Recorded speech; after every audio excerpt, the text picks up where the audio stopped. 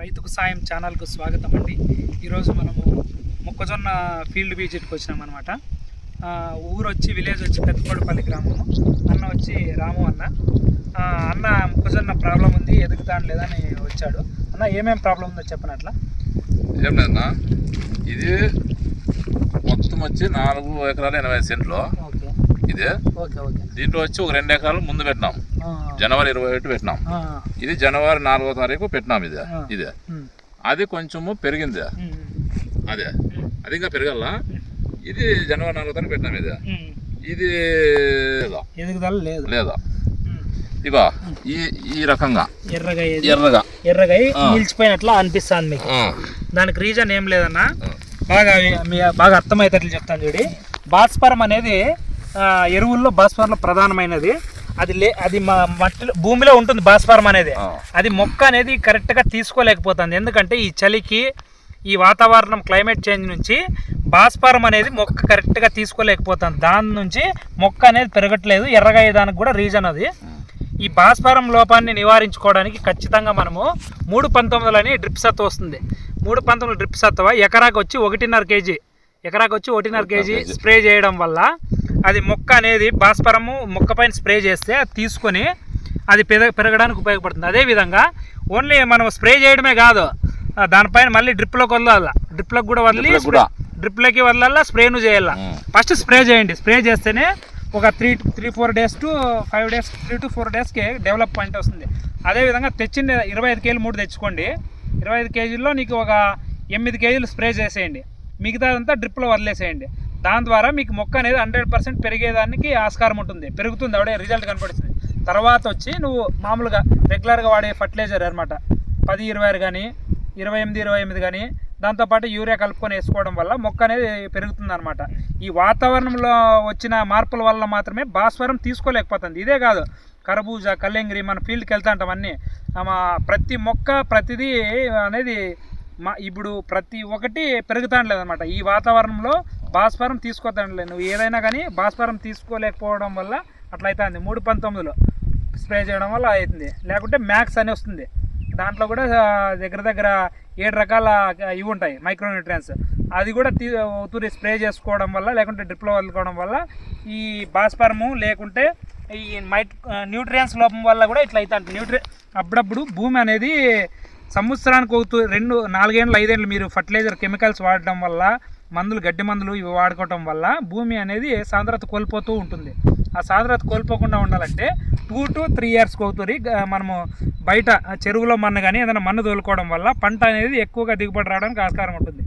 ఈ మధ్యకాలంలో ఏమైపోతుందంటే కూలీలు సరిగ్గా దొరకపోవడం వల్ల గడ్డి మందులు అనేది ఎక్కువగా కొడుతున్నారు.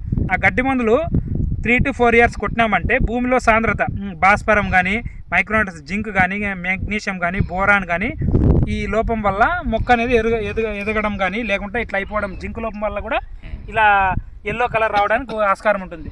దాంతోపాటు మీరు సత్తు వేసినప్పుడు జింక్ అనేది కూడా 10 కేజీల నుంచి 20 కేజీలు ఎకరా కలుపుకోవడం వల్ల ఈ ఎర్రగా ఉండటాన్ని నివారించుకోవడానికి ఎంతగానో ఆస్కారపడుతుంది అనమాట. రాము గారు, ఎకరాకి ఎన్ని కేజీలు వదులుకోవాలని మీరు అడుగుతున్నారు. ఎకరాకి వచ్చి 4 కేజీల నుంచి 5 కేజీలు అండి. 4 కేజీలు వదులుకుంటే సరిపోతుంది. మనం స్ప్రే చేయాలి, గ్యారంటీ 1.5 కేజీస్ స్ప్రే చేసి, ఎకరాకి 1.5 కేజీతో స్ప్రే చేసి, మనము ఎకరాకి 1.5 కేజీ అంటే 10 ట్యాంకులు కలుపుకొని స్ప్రే చేసి, తర్వాత డ్రిప్లో కూడా 4 కేజీలు వదులుకోవాలి. వదులుకోవడం వల్ల మొక్క అనేది చేంజ్ అయ్యి గ్రోత్ వస్తుందన్న. తర్వాత ఒక 1 వీక్ వదులుకొని మామూలుగా ఫర్టిలైజర్, జనరల్గా వేసే ఫర్టిలైజర్, దాంతోపాటు జింక్ అనే దాన్ని కలుపుకొని వేసుకోవాలన్నమాట. వేసుకోవడం వల్ల మొక్క పెరగడమే కాకుండా ఈ మైక్రోన్యూట్రియన్స్ లోపం అనమాట, భూమిలో ఉండే బోరాను, జింకు, కాల్షియము, సల్ఫరు ఇట్లాంటివన్నీ లోపం వల్ల ఈ మొక్క అనేది ఎదగలేకపోతుంది. ఇవన్నీ నివారించుకోవాలంటే మనము ఖచ్చితంగా జింకు ఉండే దాన్ని వాడుకోవాలి. మళ్ళీ మైక్రోన్యూట్రియన్స్ కూడా అప్పుడప్పుడు మనం పొలంలో వేసుకోవడం చాలా మంచిది అనమాట. ఓకేనా? ఈ విధంగా అదేవిధంగా మనం మొక్క పెట్టేటప్పుడే 1 అడుగు దూరంలో పెట్టాలి. మొక్కజొన్న మాత్రం అడుగు దూరంలో పెట్టడం వల్ల, అడుగు కరెక్ట్గా పెట్టడం వల్ల అధిక దిగుబడి పొందడానికి కూడా ఉపయోగపడుతుంది అనమాట. చాలా దగ్గర పెట్టడం వల్ల కూడా మొక్క ఆనుకొని సరిగ్గా దిగుబడి రాదు. దాని నుంచి మనం ఖచ్చితంగా డిస్టెన్స్ మెయింటైన్ చేయాలా.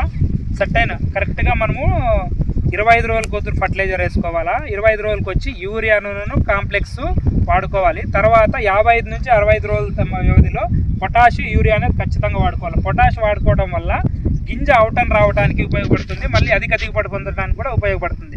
తర్వాత మనము బాగా జూలైన్ వస్తుంది అనమాట, ఆ టైంలో ఖచ్చితంగా మీరు మెగ్నీషియం సల్ఫేట్ను యూరియా డ్రిప్లో వదులుకోండి. మీకు డ్రిప్ ఉంది కాబట్టి మెగ్నీషియం సల్ఫేట్ను యూరియా అనేది మాత్రం ఖచ్చితంగా డ్రిప్లో వదులుకోవడం వల్ల మనం అది అధిక దిగుబడి పొందడానికి ఐరన్ లోపాన్ని నివారించుకోవడానికి కూడా ఉపయోగపడుతుంది. ఎక్కువ 100% ఈ విధంగా ఎరువులు కానీ మందులు కానీ ఈ విధంగా నీట్గా సర్టైన్ స్టేజ్లో వాడుకోవడం వల్ల మనం ఖచ్చితంగా అధిక దిగుబడి పొందడానికి ఆస్కారం ఉంటుంది. రామోహన్ గారు, మళ్ళీ ఏమన్నా మీకు డౌట్లు ఉంటే అడగండి. డౌట్లు ఏం లేవా? అదే మొక్క పెరగలేదు, అదొకటి రీజన్. మీకు ఆ రీజన్ నివారించుకోవడానికి నేను చెప్పినట్లు 3 పంతొమ్మిది స్ప్రే చేసుకోండి, 3 పంతొమ్మిది డ్రిప్లో వదులుకోండి.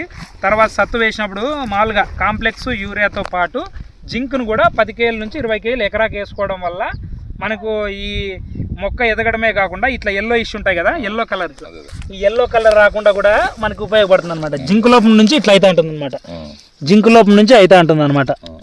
ఓకే, వ్యవసాయ సంబంధిత సమాచారం కోసం